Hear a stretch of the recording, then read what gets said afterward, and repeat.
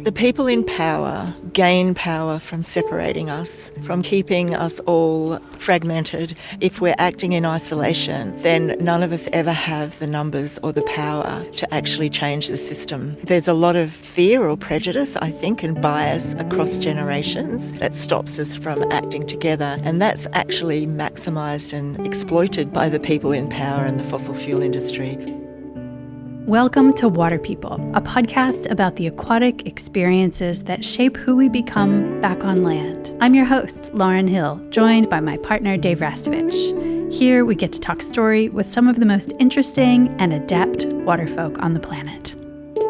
We acknowledge the Bundjalung Nation, the traditional custodians of the land and waters where we work and play, who've cared for this sea country for tens of thousands of years. Respect and gratitude to all First Nations people, including elders past, present, and emerging. Today's episode is part of a mini series we're running this year about theories of change. We're curious about how change happens and what people are doing on the ground in our own community to create causal pathways to shift social and environmental ideas, norms, and policy. Today, we're off to this really great event called the Waterwomen Camp put on by the NGO Surfers for Climate. This is the second year they've been running, and I wanted you to come along as a reminder of the value of getting out into your community and just showing up. Time and attention are amongst our most valuable resources. There are so many things competing for them, and I know it can be really easy to get stuck in the logic of what difference does it make if I go or not, and also the routine of everyday life. It's busy, life is full, but one thing we know for sure about change is that it doesn't happen alone. We need each other, and we really need strong communities. Today we're heading out to the Waterwomen Camp, and in a few weeks' time, Dave will be taking us along to a local river festival centered around cleaning up waterways. So the Waterwomen Camp is an annual weekend of women in nature coming together to help shape the future of surf culture in particular and to work on protecting what we love. I hope you'll listen along as we chat with women from their 20s into their 70s, young women who are at the beginning of finding their modality of activism, to women who have been working in various community spaces for 4 or 5 decades. I love the Waterwomen Camp for the way that it organizes a weekend of events around not only the head, but also the heart and the hands, really engaging the whole person and prioritizing action, but also rest and connection, especially to country and to the people who have cared for these spaces for many generations before us, especially First Nations people, Bundjalung people in particular in this case. So these are stories about women seeing needs in their community and rising to meet them, from climate policy to first aid, right to the hands-on nitty-gritty of cleaning our local river water, so waterways and the surf spots that catch them stay clean and healthy so we can too.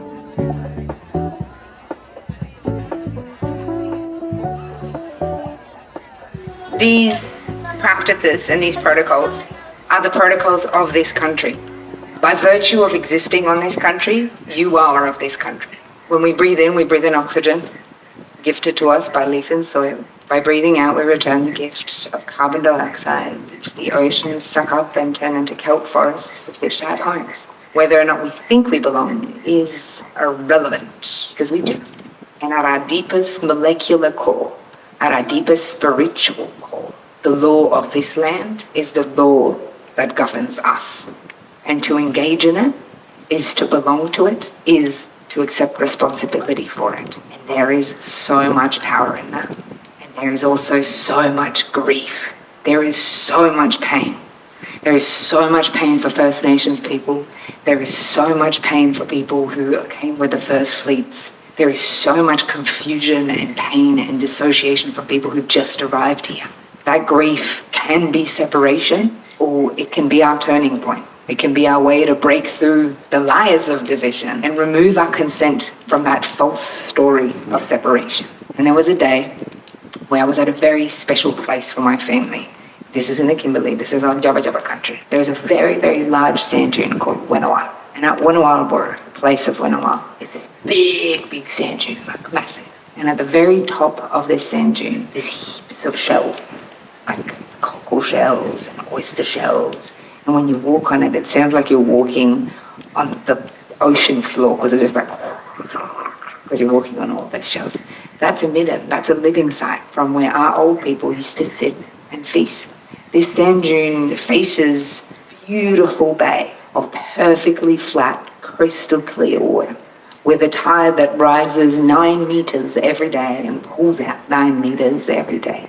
When the water pulls out, you've got this beautiful silver, kind of grey mud flat in front of you. When the water rushes in, it just turns into this turquoise bowl, and the water wraps in right at the hill, right at the foot of the Winnowell sand dune, and wraps back around it and fills into the salt flats.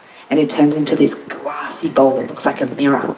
And there's all these beautiful herrings and birds flying over it, and all these beautiful fish. You can see them just jumping out of the water, these thick mud crabs, these just mangroves, sometimes crocodiles, but that's okay.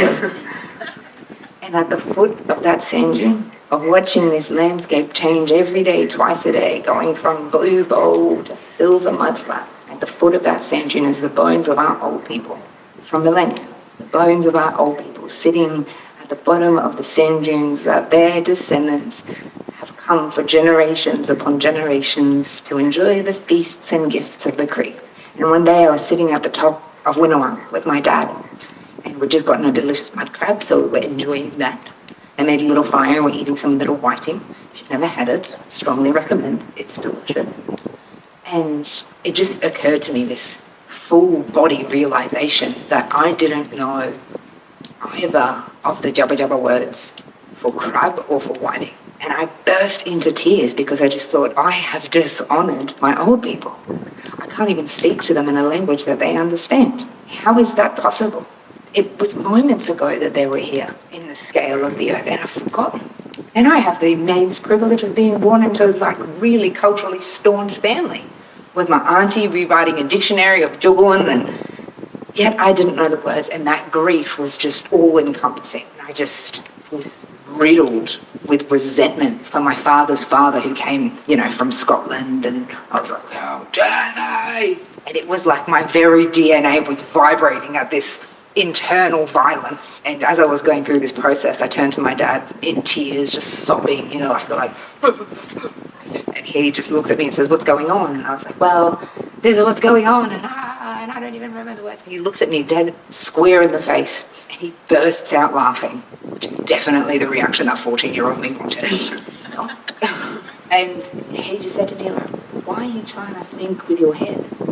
Like those stories, those songs, they're in your flesh and they're in your bones. So this song, Flesh and Bone, it's the flesh of the cockle shell and the bones of my old people. It's my flesh and my bones, that clunkily and with great ridicule, try to write new things, try to sing the right songs, try to remember words that feel clunky in my mouth, and learn a language that I wasn't brought up speaking. Flesh and bone.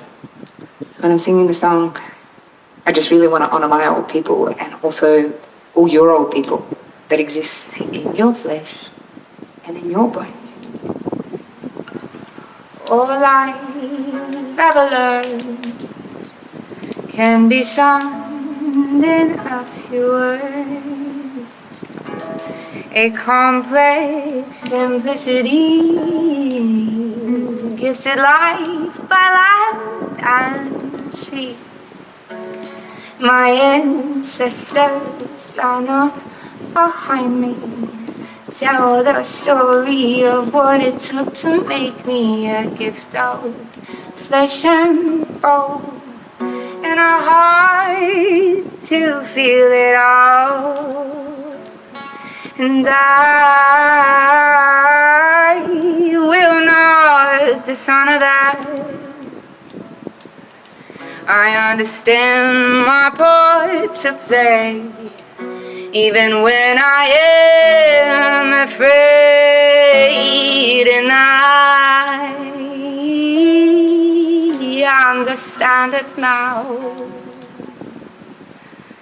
I don't have to have answers. I'm allowed to make mistakes.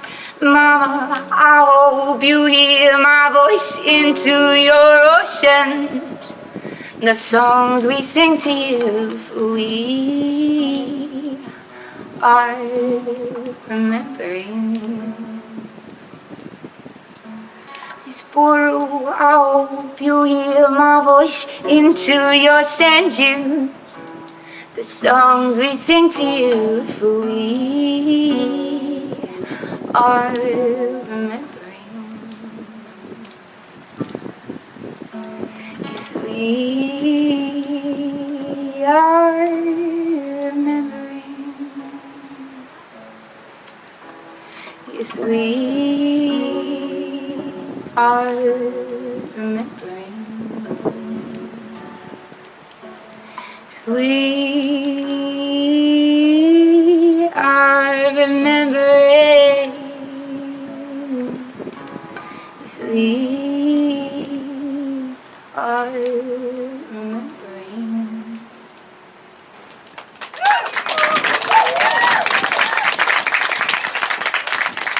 I'm here with Caitlin Fine. She's the COO for Surfers for Climate. Katie, how did this event come about, the Waterwomen Camp Out? We wanted to do it for two reasons. The first motivation was to really empower and engage women to be able to shift the culture of surfing. I think surfing can kind of be a bit of a selfish sport. We've all been in the lineup where a really good set comes through and there's someone on the wave and you're like, please fall off so I can get this wave.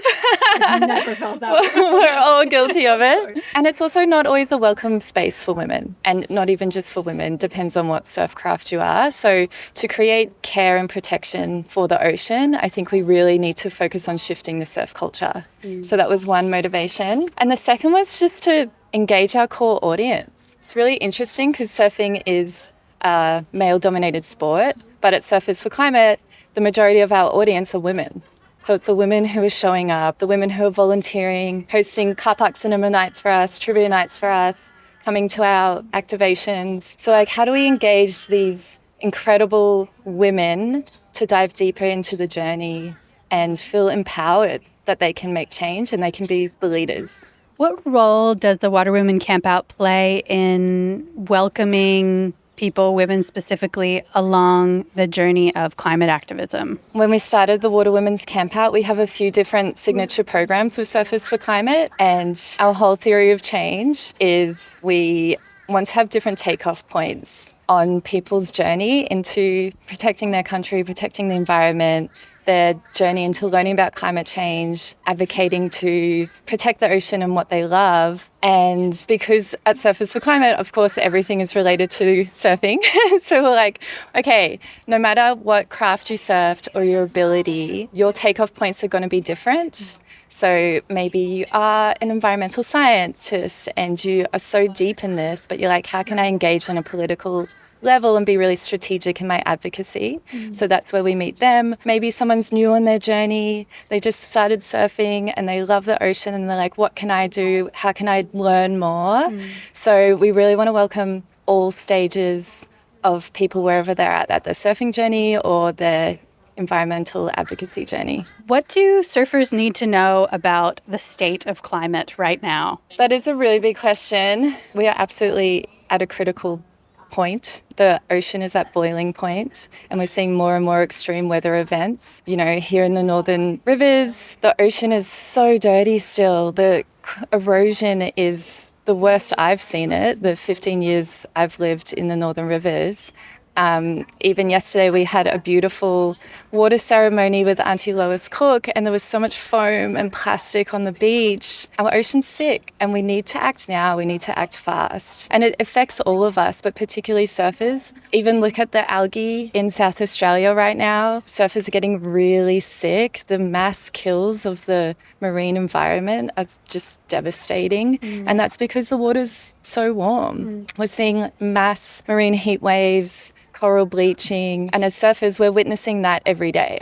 What role does community play in an event like this in being part of the puzzle to address our climate crisis? Collectively, we have the power. There are 2.5 million surfers in Australia, and 85% of Australians live within 50 kilometres of the coastline. So imagine if we all got together as one community to protect the ocean, we can be a powerful force for change. One of my core reasons for starting the Waterwomen's Camp out, Wella did an interesting study a couple of years ago that showed women in leadership positions, whatever career they work, whatever industry they're in, leads to greater environmental protection. And that makes me so proud. It's really the women who are showing up to protect the environment. I'm Coco Miller and I am 40 and I live in Byron Bay. So I've been involved in Surfers for Climate for a couple of years now. The one thing that's been a real standout over the weekend is that everyone has their different way of activating, and whether it is as simple as take 3 pieces of plastic on the beach every time you go, or you're a practical person, you want to make stuff, you're making oyster cages, or you have time to write a letter to your MP about a campaign, or you can volunteer, whichever and however, or you're a doctor or a lawyer, there is, for everyone, there's a way in. And I think sometimes it's that being given permission as a woman to just take that and do it. Sounds maybe a bit cliched, but it's really important to say and do out loud and encourage others, because, it takes a whole village.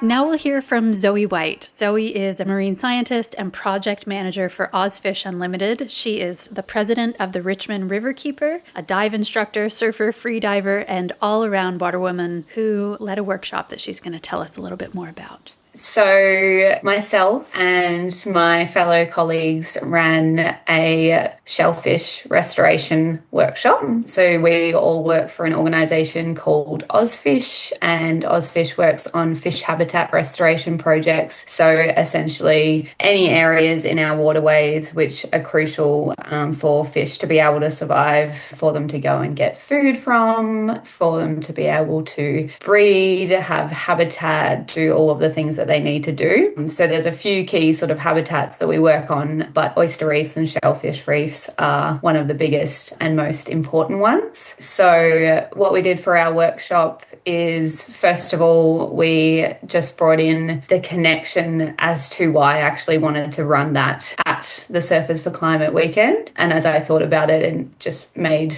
a lot of sense, and it kind of connected me back to my why and how I actually got involved with doing river restoration work in the first place, which actually came out of the 22 floods that we experienced here in the Northern Rivers, which left the water just in an absolutely putrid state for an insanely long time. I think it was almost 5 months or something that I spent out of the water. And at that point in time, I was also working for the local council, and I was working on recovery work, which was confronting in itself. But I just kind of got down into this dark place, and I was like, why am I so unhappy? And it took me so long to realize that it was because I'd spent so much time out of the water, as well as everything else that was happening. So even though I'd already been in that sort of marine science space doing bits and pieces, it connected me a lot more with, okay, well, we've got a lot of issues coming out of our rivers here, and there's actually a lot of tangible solutions and a lot of things that can be done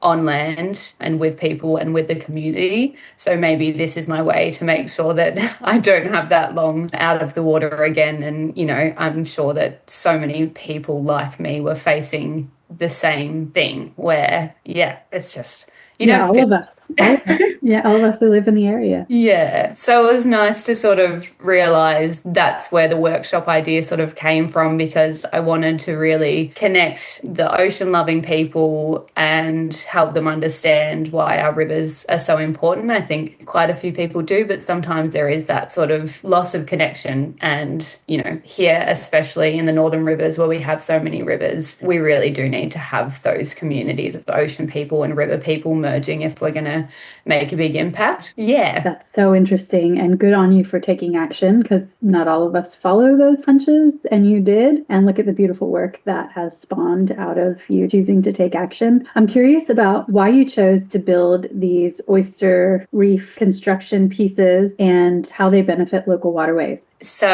I definitely wanted to do something really hands-on and tangible. I was lucky enough to also go to the first Waterwomen's Camp out last year, and I felt like I really got a kick out of the hands-on things that we could do last time and just mixing it up with some of the more reflective sort of things that are happening throughout the weekend. So I wanted to provide something that, could get everybody involved physically, and also to be able to feel like they're giving back and we're not just sitting there talking about all of these confronting issues of how many things are going wrong and feeling hopeless. Whereas when we actually get to do things like building these oyster baskets, you're getting the community involved and you actually get to be a part of the solution. So I really wanted to be able to bring that to the weekend. And it's also just super fun. One of the parts of building them is it's pretty much like a little staple gun thing, but it joins all of the little bits of metal together. And I just noticed every person that I handed over that, and when they did that part, they were like, wow, this is fun and this is really satisfying. And there's bits of it as well where you've got to, like hammer in the metal, and I just feel like I could tell that everybody was feeling super empowered and just enjoying that hands-on element, which is exactly what we wanted. But also it just connected back perfectly, because what we've now built out of that workshop is actually going to be going right around the corner from where the weekend was held into the Richmond River, and hopefully help to be a part of clearing up the river system and helping to fix the ecosystem around it as well, so that hopefully the surf can be cleaner for longer. That's so awesome. Can you speak a little bit to the explanation of what the baskets do once they're in the water? So what we built is essentially, it's called a robust oyster basket. So it's a small metal cage, and we filled it up with old oyster shell that was collected from our local river systems and from the Brunswick River as well. And what's going to happen is when we actually go and deploy them back into the waterway, then we're providing a structure for the baby oysters, which is called the spat, to actually have something to come and settle on. So they like settling on the old shell, so they'll be attracted to that, and then it's going to help to form new oyster reefs. And that process just continues year after year when the babies come in and they go on the old shells. And what happens with these metal baskets and these ROBs, which is our acronym for them, is that after a few years, the metal around the outside will degrade. And by that point, oysters are clumping organisms and they'll have started to form their own reef again. And from that, it's just going to keep building with those babies year after year. So you're getting more oysters back in the river, which is great. But what's also happening with that is you're attracting all sorts of other organisms into that area. They are essential for fish food, and there's all of the little crustaceans and other mollusks that live inside them. So fish absolutely love the structures. But the most important thing about our oyster reefs is that they actually help to filter through the water. So when you've got a lot of pollutants and issues in the waterway, they are an ecosystem engineer. They're like our little superhero, and they're filter feeders. So they actually bring in a whole bunch of water to get their food source. And in that process, it does pick up things like nitrogen and other pollutants in the water, and it will actually take it into its tissues and structure. So I feel bad for them that they take into these pollutants, but in that form, they actually help to improve water quality. So the key stat, which always shocks people, is how much water they actually filter through in a day. So it's actually around the 150 litres mark, which is insane, especially when you're just thinking about your drink bottle size, and that's 150 times that. And that's just one large oyster. So when you've got these reefs, which have hundreds, thousands on them, then they're doing an incredible job of really improving that water quality. What are you taking away from the Waterwomen Camp out this year? My big takeaway is that I need to spend more time enjoying what I love and what I'm fighting to protect. I do feel like I am somebody that constantly gets caught up in do more. There's so much to do. Just got to rush if we're going to fix the problem. And there were just so many bits and pieces to take out of the weekend, which constantly made me reflect and go, actually, I'm going to be able to do this better and for longer if I slow down. I go diving, I go surfing when I need to go, this is what I'm doing it for. Will you please tell me your name, your age, and where you've come from to be here today? My name's Kate McMahon. I'm 54 and I travel from Pottsville today. Can you tell me about your professional role and how it relates to the Waterwomen Camp Out? Well, I've been involved in the surfing industry for about 25 years. Started out in magazines and then still writing for magazines. Always creative with agencies and things like that. And then branched away from surfing a little bit, but surfing's always been the root of my passions. And now I'm Surfing Australia's National Integrity Manager. So a very purposeful role that definitely ties back to what we're trying to do here at this Waterwomen's Camp Out. What made you come this weekend? I recently moved to the area only about a year and a half ago, and I've got a group of really strong girlfriends, but I just felt that I needed to even branch out to more of my tribe and more of purpose-led connection with other women. I was really craving that, and so I came here alone, and I came here to connect and make friends, and I did exactly that. It was beautiful. That's awesome. Will you speak a little bit, Kate, to Surfing Australia's growing engagement with women and girls?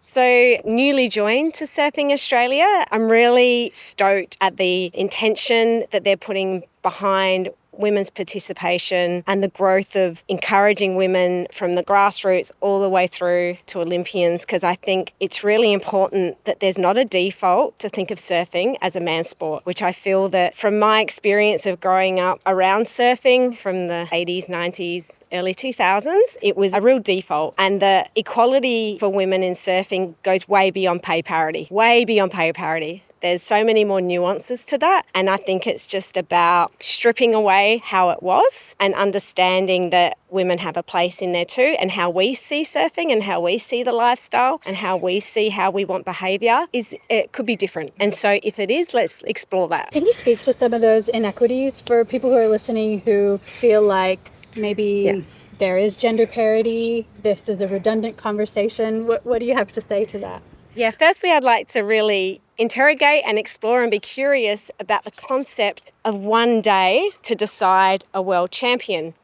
And let's just ask the question, do we think that's based on a female endocrine system? That's just one example. I personally don't think it is. As exciting as that was, we are so up and down with our hormones, and this isn't something to be eye-rolled about, and it's not something to be huffed about. It's something to embrace and actually go, okay, is this fair? Is this fair that someone in a different part of their cycle, because we've got superpowers at one end and we've got maybe melting on the couch at the other, right? Yes. And it's just maybe it's a fairer process if there's a more even opportunity throughout. It's never going to be even. It's never going to be equal for women against each other, even in terms of that. But at least a one day feels very abrupt. And it's an acknowledgement that men's and women's bodies tend to be different, isn't it? Yeah, and just that's why we need female leaders on the decision-making hierarchy of the surfing industry. Like you, I've been involved in the surf industry for a couple of decades, and I've seen a lot of things change, and the Waterwomen Camp Out is such like a hopeful spark that maybe a young surfing me couldn't have imagined, the joy of being with all women around surfing. Is it like that for you?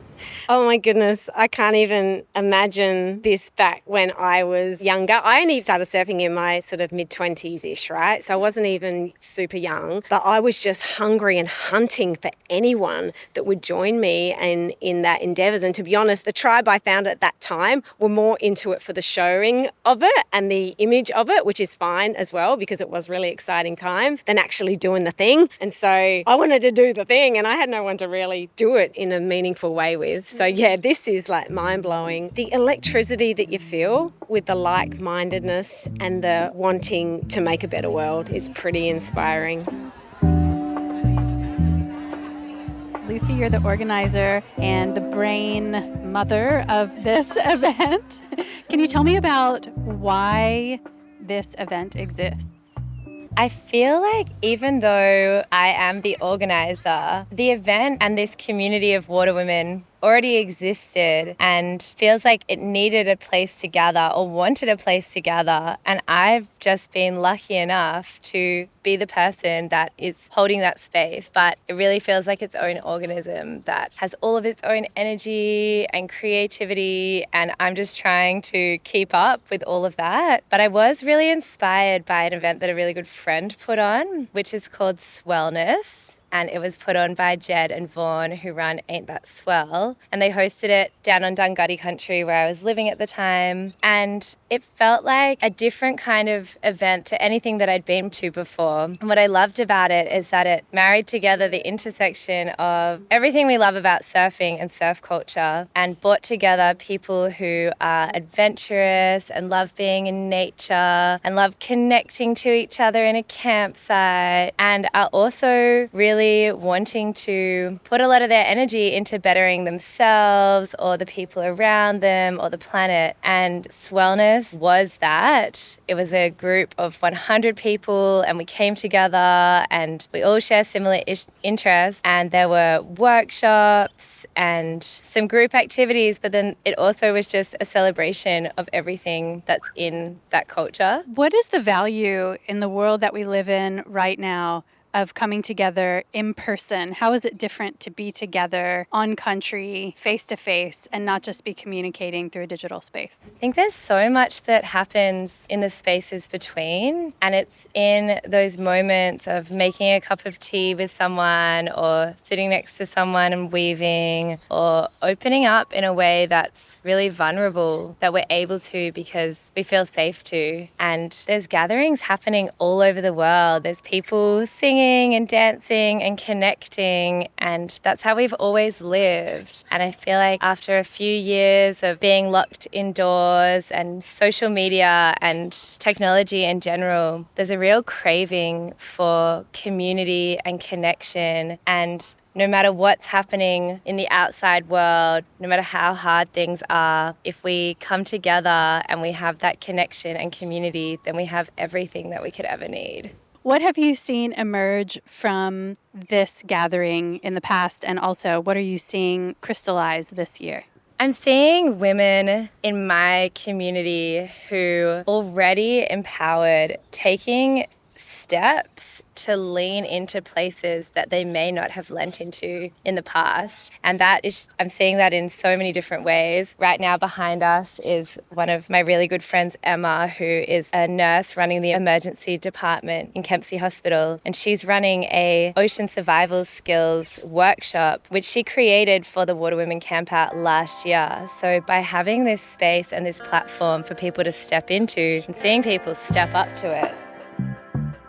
I'm Emma, I'm 34, and I actually came from Red Bluff, WA, to be here today, but I do live in Crescent Head currently. Today I ran an ocean water survival program. Been working as a nurse for 10 years, and I've been in the water, surfing, freediving, having fun for 20 years. I guess it's just a blend of all the things I like. It's actually Katie and Lucy that asked me to be a part of this, and thanks to them, I'm stepping a little bit out of my lane and stepping into something that I actually really am excited by. And yeah, I feel like I can sort of bridge the gap between health professionals and ocean lovers. That's awesome, and you do it so well. What's one skill we could all invest a little time in to create a safer beach, ocean, coastal community? I would say get really comfortable with your own breath and invest into a freediving course, because that for me has helped me in all areas of life, and I really can't praise it enough. So if you're comfortable in your own breath, if you're the patient or the helper, then that's still going to benefit you. So getting really comfortable with using your entire lung capacity and controlling your heart rate through your breath, that's really helpful. In the high pressure moments in life, in and out of the water, it's really helpful. Another really helpful skill is obviously quality compressions, because that's actually manually pumping the blood around. If you can do that well, then that's going to help their patient through the whole journey. When you say compressions, you mean CPR? CPR, yep. So 1/3 of the chest, 100 to 120 beats per minute. Find that song that is that rate. What is it for you? Well, today we played a few of the classic pop songs because they get stuck into your head like an earworm. But I guess Saving a Life is globally the song, Staying alive, right? Staying Alive, that's it, yeah. I always do that. I change the lyrics of songs so easily. What were the other skills you went through? I didn't get to stay for the whole workshop. We went through the algorithm, so the doctor's ABCD, and then I just embedded a few of my fun facts that I've learned. What's the algorithm? I've never heard of that. The algorithm is danger, response, send for help, airway, breathing, compressions, defibrillation. And we use that approach because often in the spicier moments in life, you'll forget everything you've ever learnt in life. And that's why we have the algorithms, because there are a bunch of protocols embedded in a really simple way that when things are hot, you can go back to that. So we started with danger, and that was some rescue manoeuvres and how to get people out of the water, how to keep yourself safe, how to approach a situation and actually reflect on how you are entering a crisis moment, because that's really important. You often can bring chaos to the chaos already. And yeah, we went through how to hold an airway open, some of our own breath work for the freediving things and how to reoxygenate quickly, especially with a surfing focus and a freediving focus. We went through cardiac compressions and also extensive bleeding, and we talked about defibrillation and a bit of brainwave stuff and epilepsy, and then the environmental factors such as like bites and stings and other common issues that ocean lovers face, and a few myth-busting things like the classics, peeing on your friends when you get stung. Not a thing? Not a thing, unfortunately, but Hot water? It's cute. Hot water's the go-to. Yeah, as hot as you can handle. We had to learn that the hard way when Dave got hit by a stingray. Oh, stingray's a 10 out of 10 pain. Yeah. It's a nasty one. We didn't know it at the time. Hot water. So before we did a couple days. Yeah. So good to know.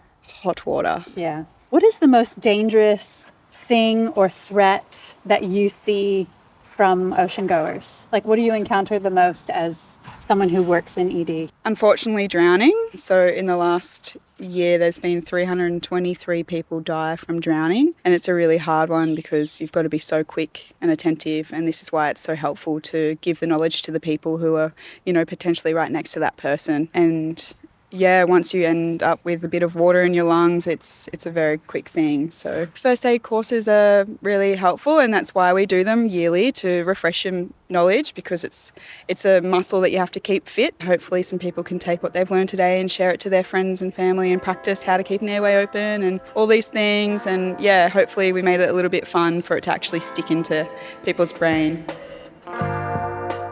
One of the really outstanding things about the Waterwomen Weekend has been the breadth of ages present. One of the running themes is about fostering cross-generational communication. Dr. Krista Comer, professor, author, and co-founder of the Institute for Women Surfers, flew in from the US, and she held a workshop about how to communicate cross-generationally, because it can be so difficult, and sometimes it feels like we're speaking different languages when we're communicating across generations. But these kinds of in-person events allow for connection with people that we might not have the opportunity to foster conversation with otherwise. So one of the big takeaways for me is about intergenerational communication and creating opportunities to connect with like-minded people that are both older and younger than myself, and the kind of richness and resilience a movement can carry when there's this breadth of not only experience and wisdom, but also creativity and energy. These are gifts that bubble out of us, often in different seasons of our lives. Both are crucial to a healthy ecosystem, fostering growth and change. My name is Stella. I'm 25 and I've travelled from Wollongong. Originally grew up in Sydney, but yeah, living in Wollongong at the moment. And why have you come to the Waterwomen Camp out this weekend? I came here because I wanted to connect with women. I came here last year and I found it such an incredible space to be, where you get to be around just women for the first time. I mean, having come from a family where I had 3 brothers and spent so much time around men, it's so amazing to be in a women majority space for a little while. To be in a place that's so surf-centered is fantastic. I get a little bit of, that where I live, but to just see people that are continuing to live their lives with surfing just as thread that like links everybody here, or, you know, water experiences linking everybody here.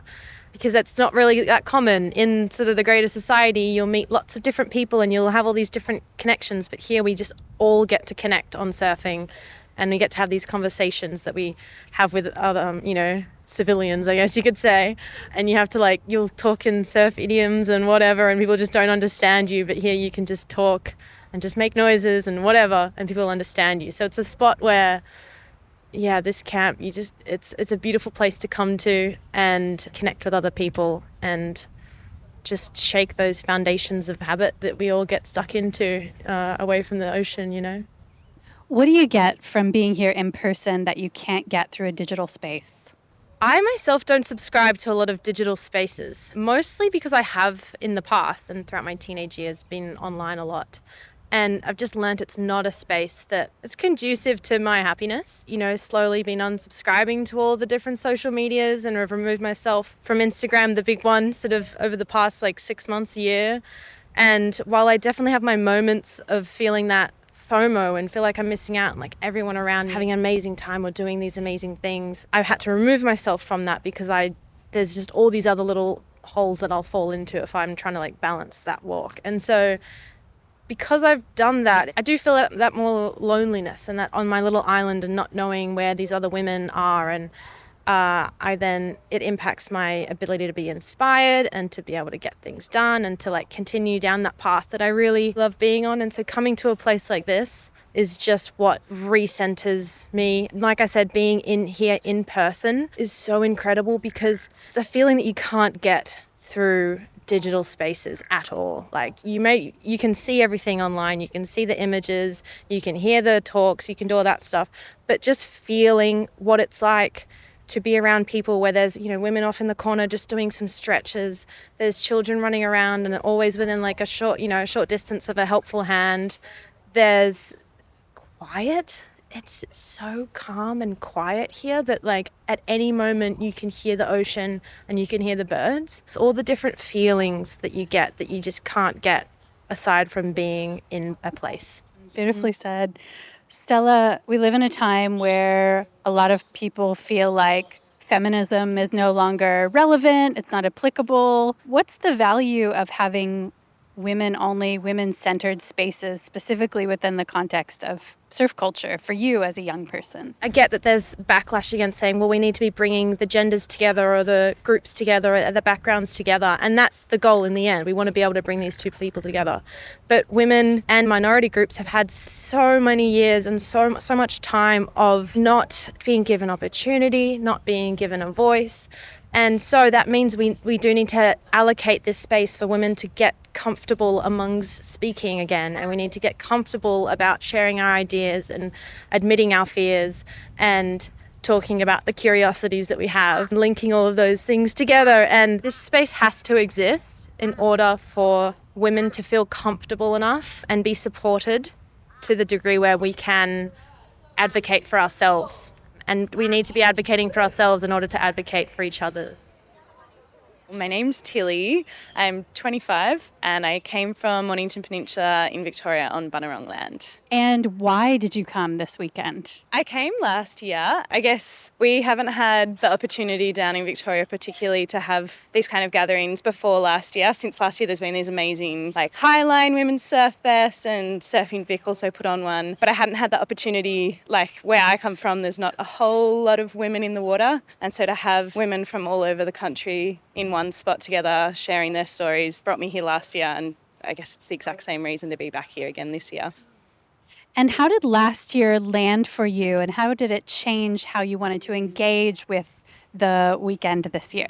Hugely. I guess I've had a huge year. I ended up now I'm working for Surfers for Climate. So, but from because of your experience? Yes, definitely. Yeah. So I hadn't realised before last year. I feel like I'd had all these feelings about how surfing and the environment was so interlinked, but it's so like dichotomous in the community where I'm from. The surfers, generally speaking, aren't particularly environmentally inclined or partake in any of those kind of issues or actions down our way. And to have that come together, particularly like with women being the thread that binds that together here, was like such a revelation for me, which was cool. And also to know that there's other people that felt the exact same way I did, whereas I had a few friends who felt the same at home, but not like a whole community. And so I guess, that changed everything for me with the work I do now, and the community that I'm a part of at home now, which is like growing. I think there's like 3,500 members that are part of like the women's surf crew down there,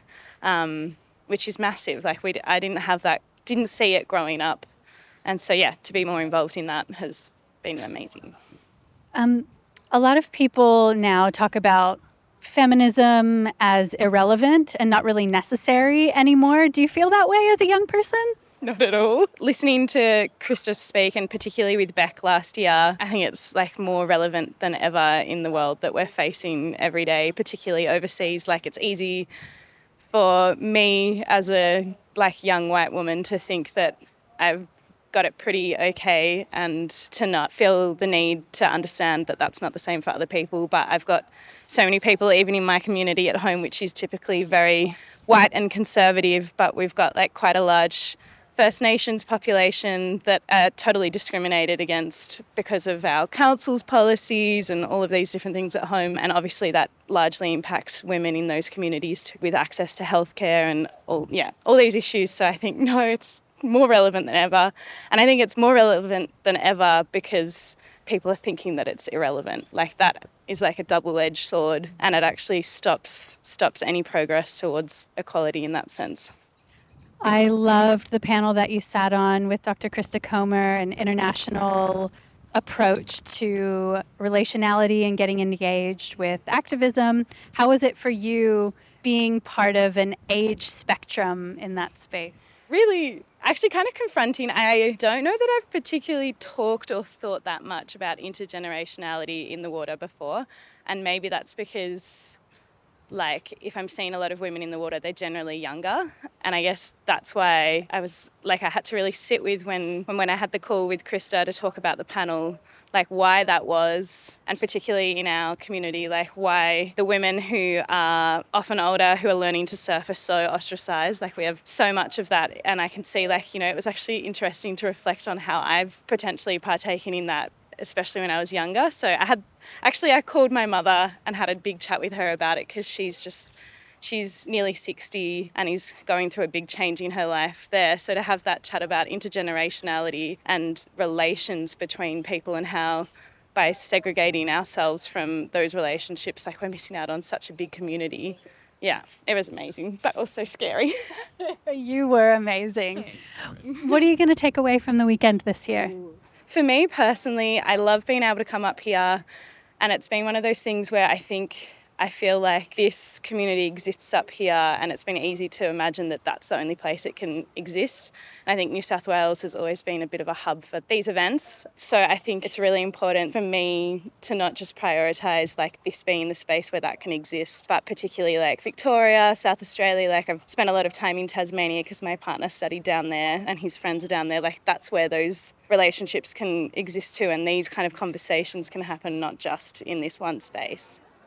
My name is Bryony, I am 30 and I have come only from Lennox Head, but I'm actually from the UK, so pretty far. I'm quite new to the life of a water woman. I'm not someone who grew up by the coast and surfed and swam and has this big connection. And it's been since lockdown. I moved to the coast in the UK and I started finding a tribe there, but I left and I've moved around a lot, and I've recently arrived in the Northern Rivers. I'm also an oceans campaigner. I really have been craving great connections, and particularly with women, and finding the right kind of people. And I just knew, I was told about this within 2 weeks of moving to Australia, and I've been waiting patiently for 6 months. What have the takeaways been for you? Just that really everyone has a different role to play. You can feel the overwhelm of trying to save the whole ocean or the land or whatever it is that you're really passionate about. If you're a creative, you can write a song. I'm a strategist, I can write a strategy, and people give so much at a really localised level. I'm not really a local person ever. I've moved around my whole life and I've never really understood that kind of grassroots connection that people have to place and country and sea. And I think this weekend's really taught me to come closer and not feel so overwhelmed by the really, really big stuff that's happening, and actually just build special things with special people. I'm known as Auntie Lila around here. I've been in this area quite a few years, in the last 35 or something. We've made community school and community garden, community radio, many community things. I really want to honour the women coming together here right now. All the sisters, surfing sisters I call them, they're with the flow. There's something that everyone I've met, not just because my son's a surfer too, but in this, tuning in, it's such a, to me, surfing's a spiritual discipline. You don't try and control and compete. You know, you can do well in anything, whether it's gymnastics or, you know, whatever, or running or sports. But this one is you tuning into you. And where I love at Brunswick, in the mornings, I used to camp down there sometimes and watch the surfers or the workers coming in the early morning, get out of their trucks, and they look and they tune in, they slow down and they feel the ocean and they feel the waves. Where are the waves going? They tune into the water, they listen. It's one of the incredible things that I feel, and I counsel a lot of people around the world, that if someone's been a surfer, they've got good listening skills. They tune in and listen to the Mother Ocean. Where's it going? Then on the board, you're not saying, oh, you know, wave go this way, wave go that way. You can't do control stuff. And you can't be thinking about the past or the future. You're in the moment. And it's like when you go, it's like when you just tune in, the wave takes you home. It's bigger than you. And it's like to know that there's a great spirit that's bigger than my mind of wanting it to look good or to do whatever. The little tiny mind, it's a useful tool, but it's a lousy master in this one. This is one of the most beautiful spiritual disciplines. The ocean's the biggest teacher. So with him here, now woman, the next flow, mother, womb, wisdom, work. It's like what's needed on the planetary play today is mother's compassion. But mother's compassion needs to arise in every human being on the planet right now. This is not a gender issue. But those that have a womb and can feel what's true, and you take care of the little ones like you take care of your kids, and this sort of thing, and you go with the flow. I take pregnant women, and where's the best place to walk them by, if they're here, is we go for a walk by the ocean if they're in labour, because the waves are coming in and the waves are going out. It's a really beautiful way to come into your natural rhythms. We're made of water. Remember who you are. It's a beautiful thing. Remember who you are. Go with the flow. May I ask how old you are? In years, in Earth years? In Earth years, if you like. If you like. In Earth years, I'm closer to my 77th year. Wow. You've seen some change? Quite a bit, darling. Quite a bit of changes. Are you hopeful for where we're headed? I am, as the world, the structure of our play, it's become very depressing in many ways. I actually happened to be Australia's youth representative at the United Nations when I was 18. And I walked in and I saw this big rock. We shall turn our swords into plowshares. We cannot do war anymore. And this was the times after the wars. We've got to have a United Nations. We can't do these individual fights. I believed it was possible. I now know that that's been hijacked by powers that be that right now say, yeah, well, war's okay if you pay me enough money. There's a domination of the money god. There are symbols, there are signs. And somehow I'm not hopeful at all about many of the systems surviving. I do see the possibility of all sorts of things. Indigenous and children have dreams about waters changing. What I do feel hopeful about is the space of when we come together in good company. Like that space that touched me then, many years ago, in the United Nations, and then we went, 1,000 of us youth from around the world, to an armory in the Bronx. And we gave things from our culture, a song, a dance, or whatever. There was a few of them in different ways and prayers, but then we had a circle. And then we started, and we come from here, from far away. You know, like the songs. And then we sang together and came into the circle and spiraled. And there was one moment as we started going around and you're looking at the eyes in each other in this.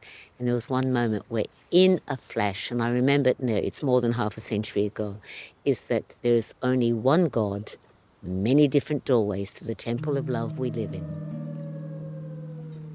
My name's Diane Tucker, and I'm 71 years of age, and I've come down from Meanjin, from Brisbane, to be here at this amazing Waterwomen's Camp out. I came last year as well, and I've been following Surfers for Climate because of the amazing work that they do. I'm so impressed. It's incredible. Can you speak about your commitment to activism, when that spark landed for you? I've thought about this a lot because of being here. I think that it began when I was a child. I remember being really aware of the inequality between men and women and girls and boys, and of racism before I knew the words for patriarchy or racism. And then as I got older, I got involved in the disability area and was part of a movement, I suppose, to deinstitutionalise people with disabilities in Western Australia.